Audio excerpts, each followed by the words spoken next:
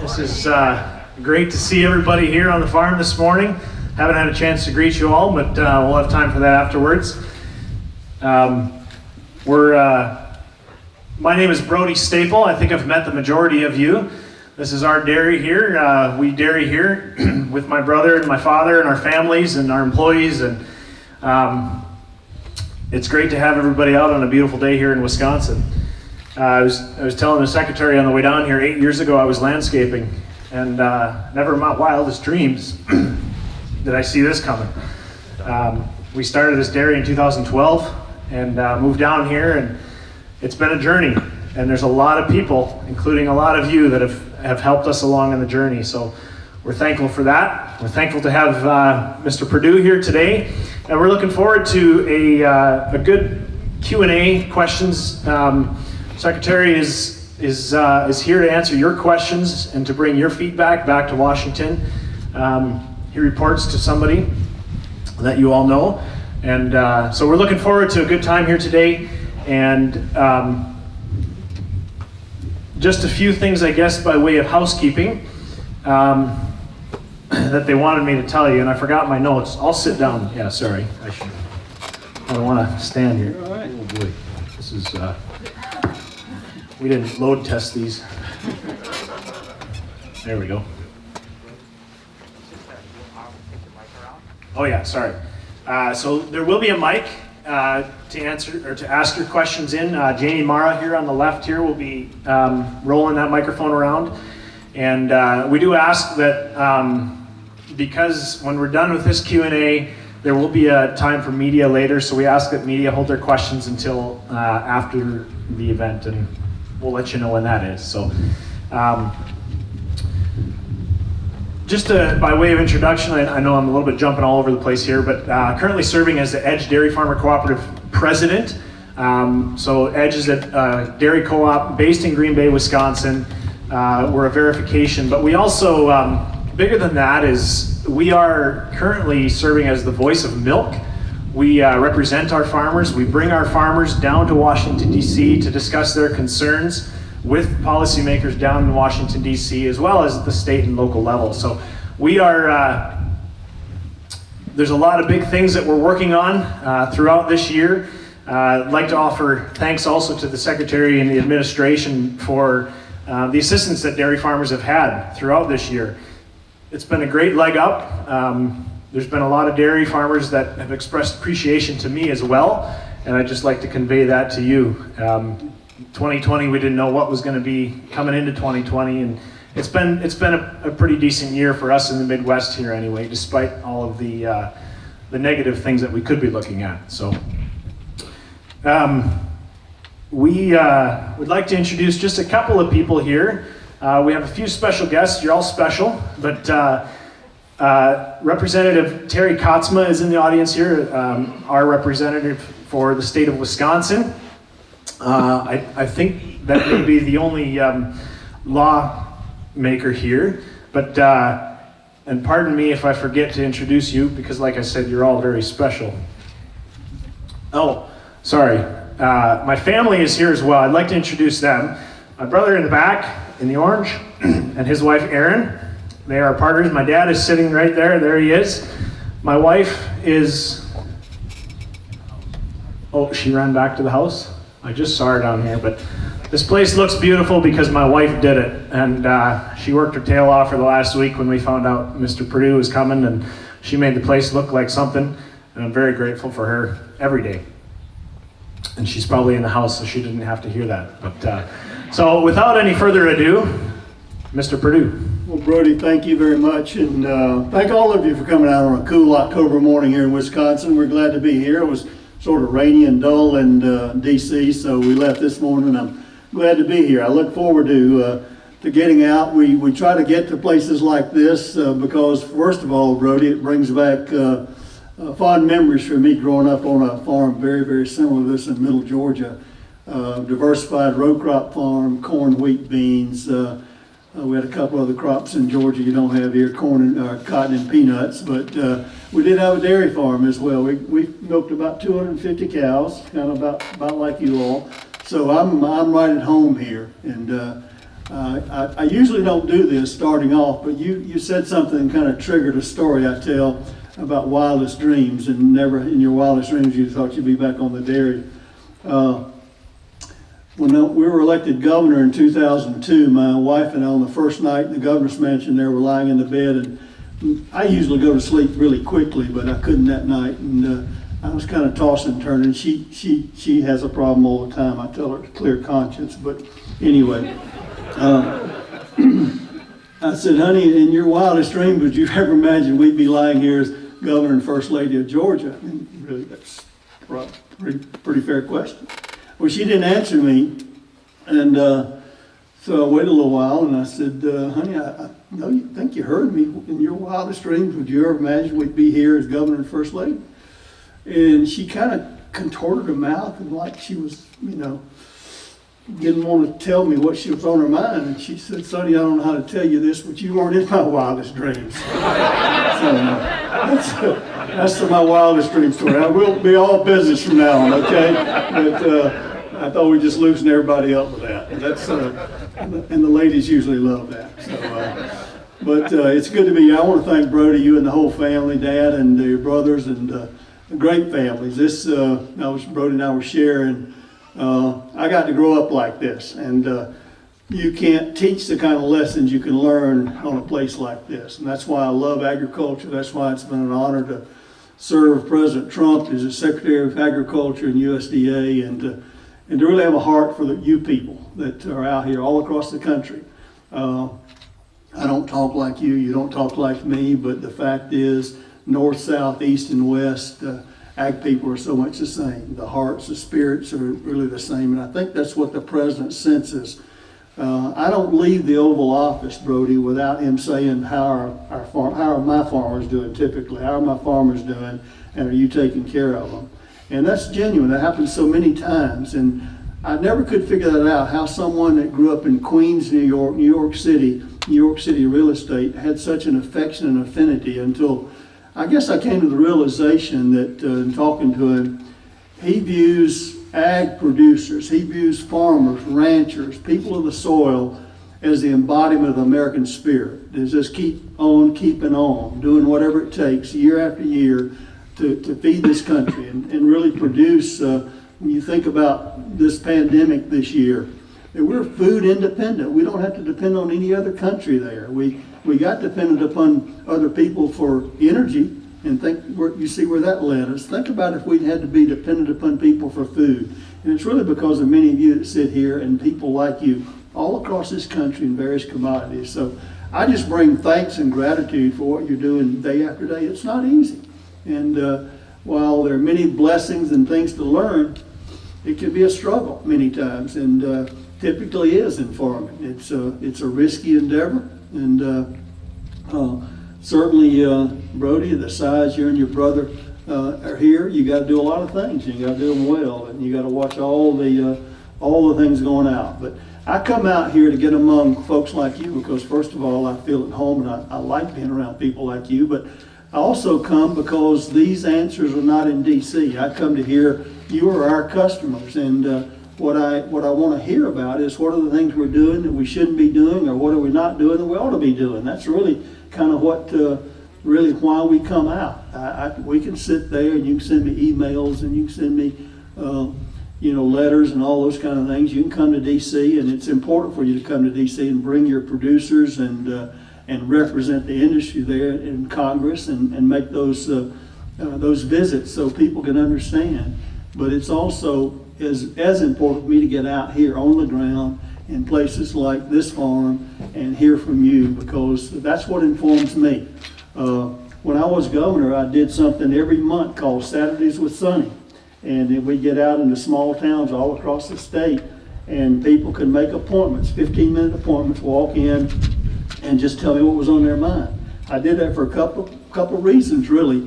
I wanted to be accessible and hear from real people and real problems, and might have been the only chance they had with the bureaucracy walls that were built up many times, but also did it for another purpose. And I'm here for that kind of purpose today, is so my staff would say, I'm just not going to be siloed into a few of you telling me what's on people's minds. I come out and listen to you And I hear many times things that we need to be doing differently. And I take that back, and we have some good inquisitions about things that way that I learn on the road. So it's helpful to me. Typically, I don't meet very shy farmers. You're very proud and independent folks, but somebody told me if you want to know what's on a farmer's mind, just ask them, and most of the time you don't have to. So I hope that all you will participate in that today and speak up, and let's have a conversation about agriculture, about dairy, about trade, about labor, about any of the things that are on your mind, and that's where we can be most productive. So I want to thank you for giving us this forum. Thank you for your wife and this nice tent here today that we can enjoy and kind of be safe one another. And I'm just glad to be here, Brody. Thank you very much. Well, we're definitely glad to have you. Well, with that, we'll get right into things. And because I have the microphone, I guess I'll ask the first question. So as you know, EDGE, the dairy co-op that we're a part of, is a strong supporter of open trade as a way to provide market opportunities. USMCA was definitely a victory for farmers, and Mexico and Canada right now are our two biggest customers. We're looking forward to current and future expansions into the Asian market, as well as UK and other markets abroad. Can you talk a little bit more about the administration's work on ongoing trade efforts? Sure, I'd love to. And I think it's an appropriate question. Everywhere I go, the two top topics are trade and labor, and dairy is no different, certainly, because when you think about it, though, we have to depend on trade for profitability because we're so productive. And while dairy consumption may have stagnated somewhat, many people around the world still need it and want it. And it's very important that we work continually on that. What I need to rely on you all is, I think the relationship that our trade ambassador, Bob Lighthizer, and I have formed is extremely close. We partner. USDA provides the data and all the background information that he goes and negotiates with other countries and other ministries in order to affect trade relationships. That's what happened with USMCA. Our people were there behind the scenes every meeting and providing the reality and the facts from our perspective. The USMCA with Canada, you know the situation of what had been happening with the Class 7 milk there, and we've got to have, you all have to be our eyes and ears over that. I'd love to say it's done, it's finished, but there have been circumventions before, and I need for you all to make sure that they are living up not only to the spirit, but the letter of the law, not the letter, but the spirit of the law as well, as far as access into their markets in that way. It's important, just logistically, you know where you're located, you know where the Canadian market is, and Mexico and Canada are always in our top 3 trading partners that way, but we don't want it to stop there. We've got to expand otherwise. That's why the Phase 1 deal with China was so important. And we're still trying to break into the Indo-Pacific regarding dairy solids. That was the damage from Class 7. It was allowing the subsidized milk to then allow the other people to produce more, and the international milk solid market went down, which hurt your prices domestically here. And that's what we hope to correct, and so you all can compete on a level playing field. I know a lot of times many press and media want to talk about how many dairy farms are out, but when you look at the numbers, the dairy herd numbers of cows have been fairly stable over the last 20 years. And the interesting thing is you guys have come, producing 25,000 pounds of milk now, where just 20 years ago it was like 17 or 18,000 pounds of milk. So you see that percentage of productivity. We're so blessed in this country to be so productive that we have to depend on exports for economic sustainability. And that's a good thing to have, really, although you all bear the brunt of lower than operating cost prices many times. We have to continue. That's why the safety net programs are so important, like our dairy margin coverage program. I think the 18 Farm Bill did a much better job in that one than we had previously. And also the new program, I can't remember the initials, but the new insurance program, both of those have been tapped this summer. we were headed into a great year. But trade is important. We're working with the UK now, Kenya, and you can imagine what a market Africa could be if we get in through Kenya as a beachhead into Africa, the fastest growing population continent on the world and on the globe. And so it's all important. We want to, cheese into Mexico is vitally important and elsewhere. So trade is important, and any ideas you have, any leads you want us to pursue, we're also in the cheese and industry. We're fighting very hard back against the EU over the geographical indicators, saying that we can't use different names and so forth, that maybe immigrants years ago came and brought those names over here. We think it's not patented, it's not trademarked, it's a very common name there, and we're fighting back a bit against the geographical indicators. But Ambassador Lighthizer and I are really side by side. Honestly, he came really as mostly from the manufacturing or steel sector, but honestly, after the first 6 or 9 months, he has really been a stalwart regarding agriculture. And we talk, I guess, probably multiple times weekly about different situations. We were on the phone yesterday about some things there that regarding trade, and but again, I think the common denominator is President Trump, because he asked him, how's this phase 1 deal coming? Are they going to live up to it? Those kind of things. So he hears that, and I hear it, and then President Trump's the common denominator. But we're working hard on trade, and frankly, we'd love to have more because you guys are just so productive. Alrighty. I could comment on a few of those items, but we're going to take it to the crowd now. We really want this to be sort of an informal conversation, so who would have a question or a comment for Mr. Perdue? I'm A.B. Roth, pork producer here from Wisconsin and currently president of NPPC. Mm-hmm. Trade is extremely important to all farmers, and we really want to make sure ag stays in the UK deal, the free trade agreement.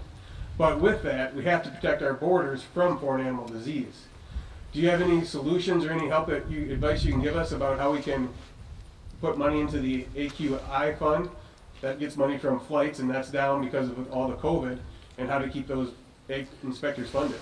Yeah, good question, obviously, and you all have been, from African swine fever, COVID pandemics happen in people and in animals, and it would be tragic if it happened here. Your industry was very successful in letting Congress know of the foot and mouth disease and the appropriations there, and the program that Undersecretary Greg Ibaugh has with the three-legged stools of surveillance labs and network labs, as well as vaccine development, which is important. But we need to continue to pursue all those things because they're all important. And certainly pork has enjoyed great exports this year, needed certainly.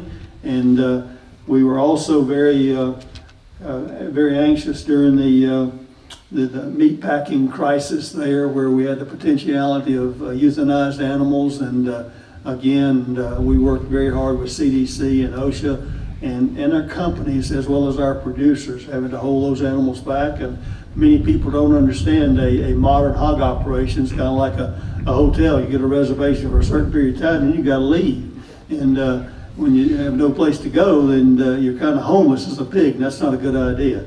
So we appreciate the way the producers stood up and hope to mitigate those damages as much as possible in that way. So we'll continue to do that and look for other ways. We have made Congress know of the need on the AQI funding, that we get that from fees coming in from foreign travelers, mostly passengers, but also some, and it's down significantly. And we haven't been successful there yet, although they're still talking about this package. It was not included in the continual resolution that was just passed. We were hoping it would be, it wasn't. But we'll have to transfer money somewhere there to get that job done, because that's a zero tolerance phase. Our APHIS inspectors are working with Border Patrol. That's our only defense there, to keep foreign diseases from coming in.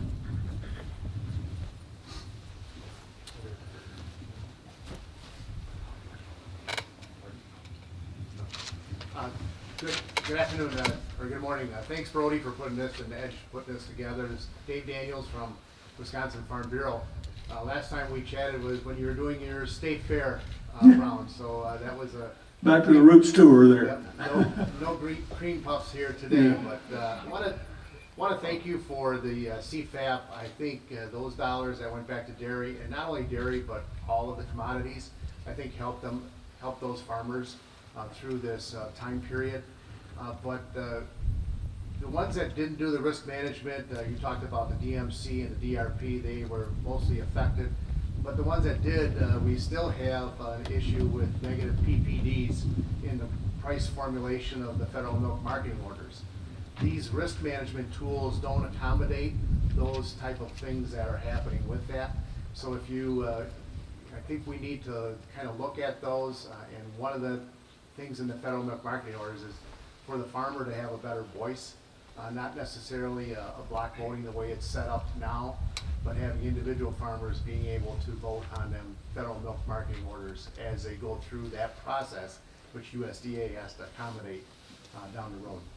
I wasn't aware there was block voting. I thought it was a kind of a democratic process of voting producer by producer. So you taught me a little bit about this morning, but you know, milk marketing orders are one of the most complicated, frustrating things I deal with.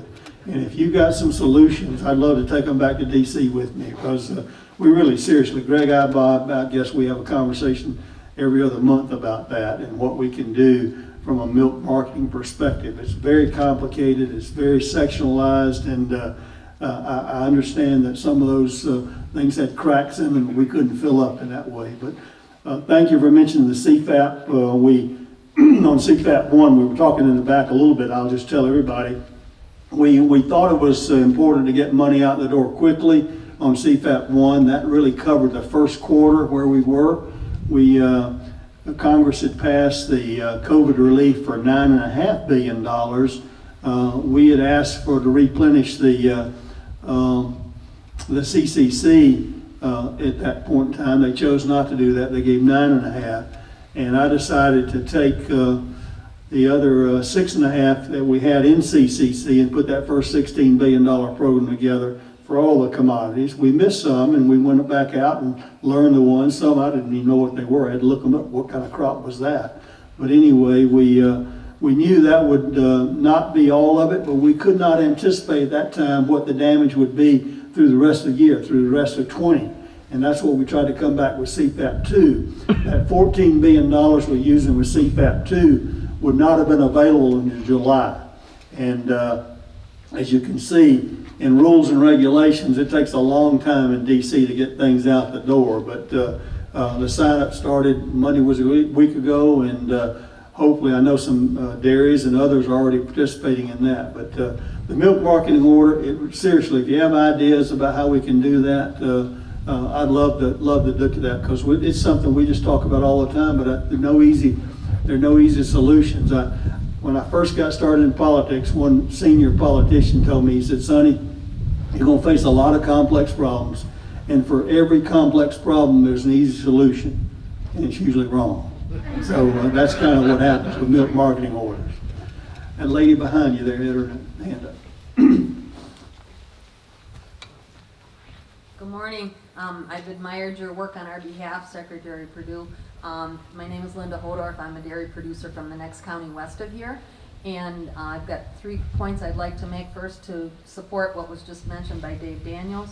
An example, because of this change in milk pricing with Class 3 and Class 4, we milk less than 1,000 cows, and we had a minus $346,000 in the last 3 months because of this negative PPD.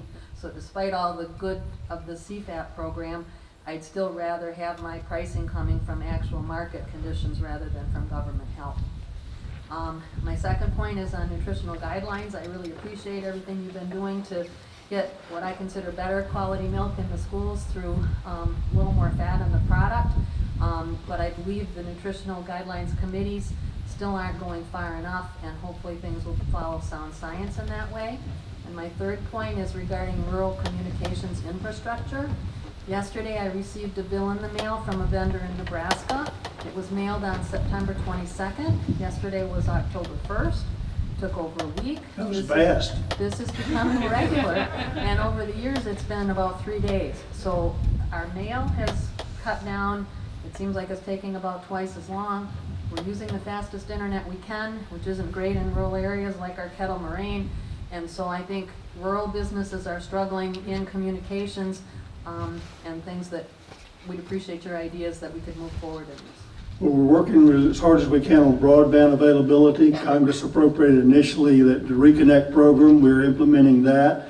But it's just like a little sprinkle. There's so many places there. We're reaching, 5,000 here, 10,000 there, and it's transformative. It's city speed, gig there where we used to, less than 10 down or up, or down or up, and it's very transformative. In modern dairy, it's imperative. Modern farm, it's imperative, from precision agriculture to data collection to big data. So we understand that. Remind me again that first point you made, because I wanted to respond to that. First point was just supporting the milk pricing issues. I support that block voting is not good on our behalf, but the PPP, the negative PPP that has resulted, or I'm sorry, PPD, Right. PPD, producer price differential in our milk checks that has resulted from the difference in class 3 and class 4 milk pricing. This change took place through the 2018 Farm Bill, and was an unintended consequences that dairy producers are now seeing negative results. Sure. We'll have to look at that and see. I've just really learned about the PPD issue, and what I really wanted to respond to you, what the thing you said about there's not an honest farmer in America that would rather not have a fair crop at a good price than a check in the mail, and we understand that. My goal obviously is to get us there. I've had our economists checking on farm income, and it looks like our projections from our economist is that 2020 will be an increase. It bottomed in 2016, and we don't feel good, of course, because some of this has been transfer payments, and we'd rather earn it, just like you said, than get it in the mailbox. And that's what we're focusing on through trade, proper pricing, and that kind of thing. But I'll have to go to school on the PPD issue, and you all can help me. Thank you. Oh, a written question. Yeah, that's so I can remember. I'm Amy Countryman. I'm a dairy farmer in central Wisconsin. My question is, first of all, thank you for coming to Wisconsin. As dairy farmers, we feel strongly on the use on dairy terms on imitation products that are not nearly as nutritious as the products that they imitate. Over the past few decades, dairy farmers have invested heavily in promoting dairy products and educating consumers on the safety and nutrition of dairy, and we go through our checkoff organizations for that. It's extremely frustrating to see our investments in our own dairy terms to be taken advantage of by imitation plant-based manufacturers, and to have the government stood by and watch it happen. This touches every Wisconsin dairy farmer, dairy producer, and dairy community in our country.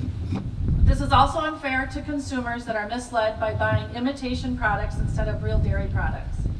I understand the issues aren't directly under USDA. Is there anything that you can or have done to help elevate the need for FDA to protect dairy terms from unfair use? You said government. You do recognize USDA is on your side, right? Yes. Good.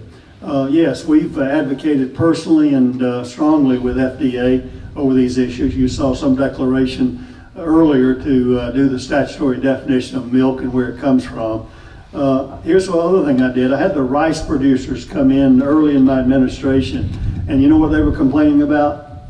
They were complaining about cauliflower rice and how that was not fair for the cauliflower people to call it cauliflower rice. And I said, that's terrible. I can't believe they're doing that. Is that kind of like rice milk? And they got the message.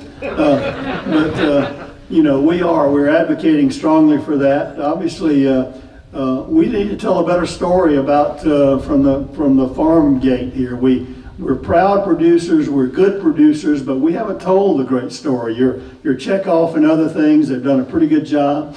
As you well know, we I think the lady back here mentioned the fact on the dietary guidelines, we got at least 1% flavored milk back in the schools, and we got just beat up terribly by one sector about that. But we saw what was happening to the non-fat milk and where it was going, and the trash can was getting fat, you know, and well, not really fat, they were just getting full.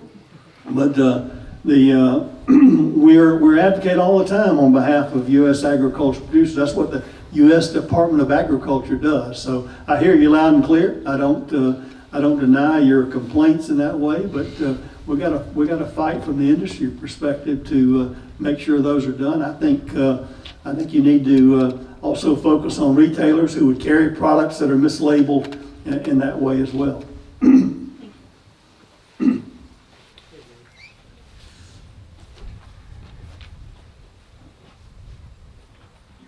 Well, Mr. Secretary, I'm John Umhafer. I run the Cheesemakers Association in the state. Welcome to Cheese Country. Here in Wisconsin? Yeah, Really? got a little cheese. Okay. Got 3 cheesemakers with me today, and I guess I wanted to start out by thanking you. The food box program was really nimble, and it really settled the markets this spring. It was really crucial in all the buys you made through Section 32 as well. I was going to ask you about geographic indicators, but I was really happy to hear you're the first secretary that had that come out of their mouth. You've been well done for dairy. That's an important issue for these folks. I've got the biggest maker of feta cheese in the United States standing next to me, and they can't sell feta into South Korea and call it feta because the EU jumped in there and said that we own that word. So wherever we can, we have to fight that battle to make sure we can use our dairy terms. So I guess I want to settle in and ask, how do you feel about China? You know, it's a big market for our whey products, and of course we've got a lot of whey in Wisconsin, and we're hoping that we can keep selling those whey products into China and to hold them to the trade deals that we have. Well, good question, and obviously if the EU continues on their Green New Deal of farm to fork, you probably can sell feta in Europe anywhere because they're not going to be able to make any that way. But the fact is that we're really, Ambassador Lighthizer and I, on an ongoing basis, are talking with our China counterparts. The evidence is, the good news is, out of 57 phytosanitary issues, they cleared about 50 of them. Those are those non-tariff barriers that kept picking at you all on what you were trying to do over there, made it uncertain whether your product can get in there or not. So we think they're trying. That's real progress. They're also trying on really on the phase 1 commitments. I'm not confident they're going to make it because they started off so slowly with signed in February, pandemic, during the global pandemic that way. But they've really been trying. We keep this up on this on a daily basis with contracts and sales and exports.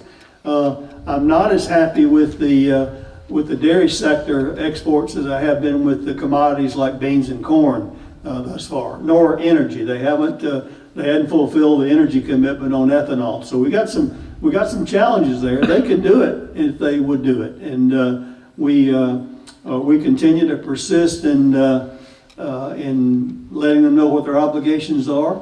Right now, we're encouraging them and trying not to beat them over the head, but we letting them know how much it's going to take on a weekly basis to fulfill those commitments they made during that period of time. The problem with all that, as you may know, non-agricultural trade issues get in the way. Coronavirus, Houston consulate, Hong Kong, all those kind of other geopolitical issues affect trade or come around. We're kind of the victims of many of those blow-ups that you see in that regard, and it always impacts trade and makes us anxious about what's the next step. But we're going to continue to pursue China. It's a huge market, obviously, and the product, they love it, they need it. We have made pretty good progress on the infant formula issue over there, and making pretty good progress in that way. China loves U.S. dairy products. Chinese love it. They feel comfortable, confident in its safety and efficacy, and they're great consumers. We just got to get the government to let them have it.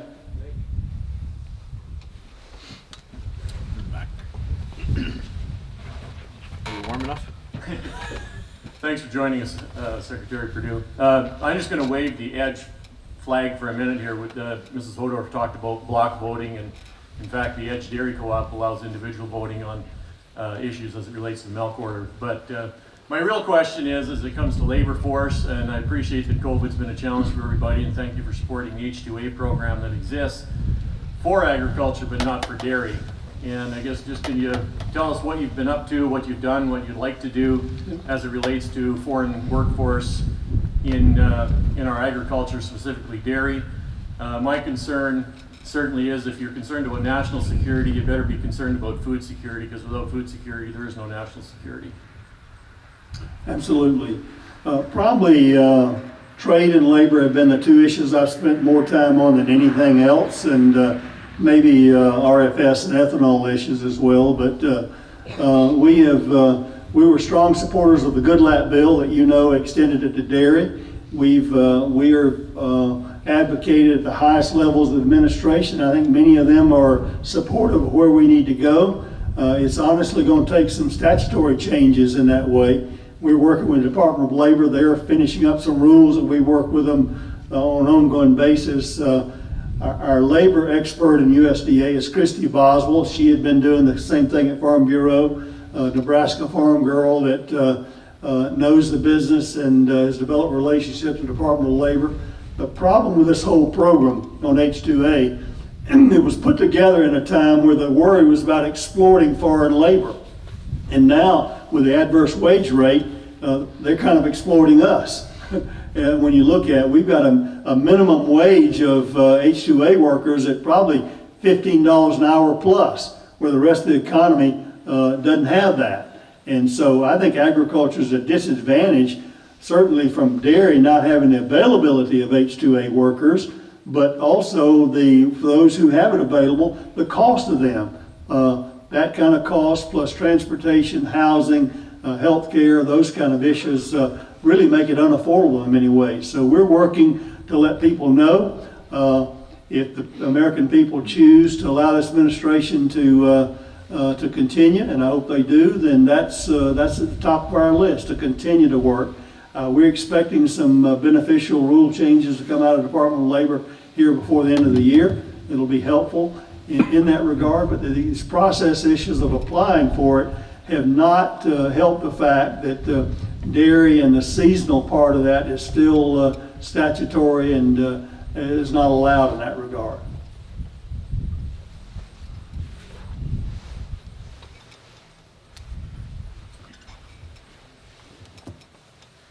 Yeah, Doug Rebout from President of Wisconsin Corn Growers, and you mentioned ethanol and RFS and everything. I would like to thank you for everything you've done for the small refinery waivers and everything. We appreciate that. Like you said before, as farmers, we want to get paid for our products, and one way of doing that for corn growers is, I guess my question is there any help for the ethanol industry? Because they were really hurt bad by, people not traveling this summer and everything, and the small refinery waivers. So is there any help for them, so that way that money can trickle back down to us? Well, we're doing it in the reverse. We're trying to get it to the corn growers so it can trickle up in that way. Statutorily, we don't have any authority. CCC charter does not allow us to go to the processing end. We've had a lot of requests, obviously from Congress, but that's what you can do in Congress. You can say, USDA, why don't you help the ethanol producers? And they know we're prohibited from doing that. So the fact is, we've informed them of that. We have technical assistance about that. And one of the things that we're talking about in this next package, if there's a next package, is that they've got to authorize us and direct us in the processing area. The problem you get to there, Doug, is when you get into the processing area, you get all of agriculture, and from Dole and the vegetable processors and all the specialty processors, not just ethanol. We hear it from the timber issue as well, over the prohibition and the tariffs have hurt them. We hear it from the cotton people come advocating for their textile users that are buying their cotton that way. We don't have any way to help them. Textile people, manufacturers, as well as corn processors into ethanol. So the effect of the pandemic as far as people being shut down, not traveling, and oil prices crashing really was a major global kind of thing that we don't have a direct ability to help directly ethanol aside from trying to support our corn farmers where they can continue. And hopefully, I know I'm seeing more cars on the road now than I felt like I did beforehand. So I think people are traveling again, although they were shut down for a period of time, and you're not going to make that up. But we got a lot of ethanol inventory. The kind of thing we are doing is working with Brazil over making sure that TRQ at Brazil stays in track. That's a trade issue, but that's where the real benefit, that's where we're really missing out on ethanol is exports. That's why we're fussing with China so much about trying to get them to import ethanol and energy that way, because the corn guys, and knowing it takes 40% plus of our corn crop, they're very important to the whole ecosystem we built up. But we got so much. We gotta find new demand for it. Not necessarily, again, like the lady said, government support. We gotta sell it in that way, and that's what we're trying to do every day. Anybody else have a question? I have another one here kind of bubbling in my mind. We haven't really touched on it today, and it's not often popular in a group of farmers, but there's been a lot of talk and a lot of ideas and proposals thrown around in Congress on climate change and environmental challenges and carbon sequestering. And as you well know, farmers are the original soil scientists. We are conservationists. We are, the word's escaping me right now, but we're planting cover crops. We're doing what we can to keep our soil in place and sequester carbon as well. But is USDA starting to work through some different ideas and processes moving forward as this becomes a bigger and bigger issue, not only on the farm side, but also mainstream? Sure. If you Google our Ag Innovation Agenda that we put out at the Ag Forum this February, you'll see that addressed that way, and it'd be good to look at those ideas. We're really talking about reducing our environmental footprint by 50% in just 30 years in that way, by really doing more with less. And some of the things we already know how to do, Brody, and cover crops, no-till, those kind of things. Our goal is to make agriculture a carbon sink and a carbon capture rather than a carbon emitter. I think we probably get more both animal agriculture, your dairy cows, and as well as our cropland gets more blame than they should have about the environmental impact. But the fact is, you may be doing cover crops, but you got probably 70% of your colleagues tilling the soil that don't. And there are things that we know how to do that we're not. We're also actively exploring how we can be a catalyst for carbon markets that for agricultural productions. We would love to see our farmers incentivized to use those best products that really help the environment from a carbon capture perspective. So we've got to do, we know what to do on some things, and we're not doing all that we know how to do in that way. And yet we've got to get these practices out there.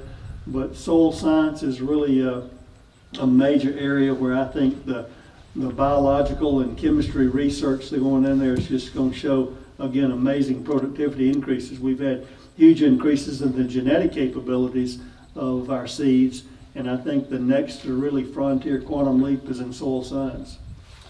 Land stewards, that's the word I was thinking of. We are the original land stewards. Just a shout out as well, we do appreciate you opening up. I sit on the board for U.S. Farmers and Ranchers, and we recently had our Honor the Harvest Forum, and just to thank you for participating there. So I think that I'll ditto what you said. We in the last couple of years have transitioned entirely to cover crops, and we have a few neighbors that are looking at us and what are they doing over there, but somebody has to be the first to take that leap and to try it and not be afraid to be laughed at. So there are a few guys that drive real slow down the road.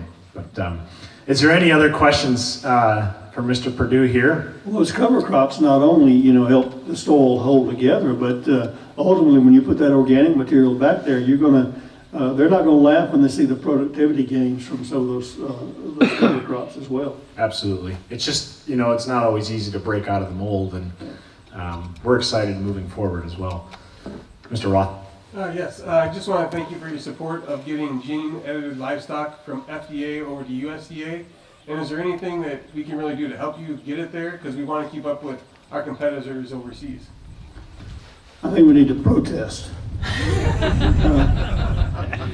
We're engaging on the front lines. Bayonets are fixed, and that's where we are.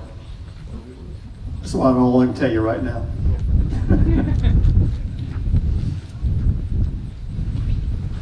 Do you need another cup of coffee? Hi, I'm currently transitioning into my family's 100-cow dairy farm in northeastern Wisconsin, and my question for you is kind of pertaining towards more than just dairy, but just kind of agriculture in general. What do you see as far as the future for like young farmers having opportunities to get in and for ownership of operations? Because a lot of farms, they're hiring, they're looking for people for that, but the ownership opportunity really isn't there. And I have a lot of friends and like family members that would love to be farmers and own their own operation, but they just don't have the opportunity. So just kind of wondering what the future is as far as that. Yeah, it's a heavily capitalized business, as you know, and what I find from young farmers, many times they want to start off where their parents already are. And what I think we have to do is learn to make a profitable living on less initially.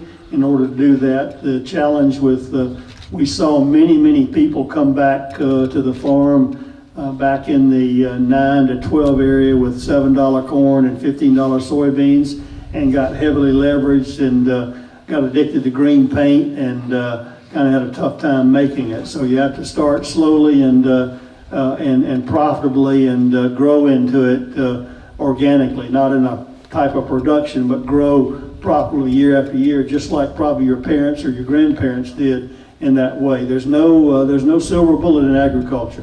There's no magic potion that we can do that just be automatic. I admire your desire and will, and we need people like you. If you look around, you don't have to look at the demographics. You can just look at the crowd today and see most of them look more like me than you in that way.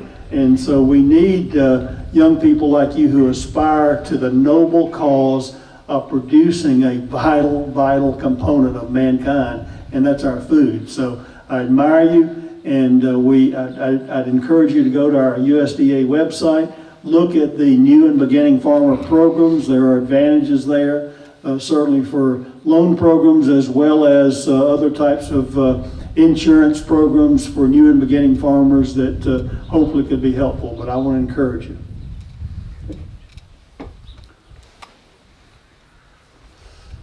Oh, it's always tough the second time around.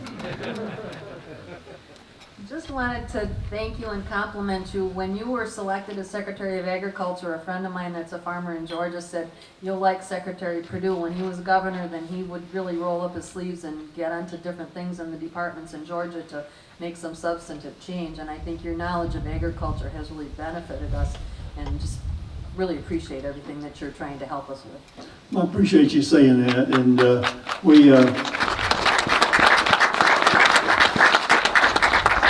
they won't let you even go into the USDA building until you're actually confirmed. So I couldn't go over there, but the first day upon confirmation, I went over there. There was a large group in the patio down there, and you talk about rolling up your sleeves. I took off my jacket, took off my tie, rolled up the sleeves, and said, let's go to work.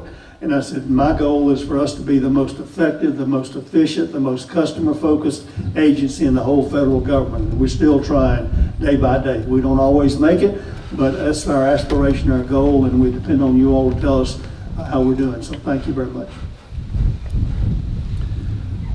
Alrighty, well, I think that's a wrap. I'd like to thank the Secretary again for coming out today. Back to the wind. I wish we probably could have sat out in the sun. I know it's a little cooler up here than down in Georgia, but do appreciate everybody coming out today. And thank you for the work you're doing on behalf of the farmer. You know, I'm totally convinced that when you send a farmer to Washington, D.C., you're going to make things happen, and we do appreciate your upbringing, and we know that you're a farmer at heart yet, and continue to fight that fight for us here back in Wisconsin and around the Midwest and around the U.S. So thank you all for coming out today.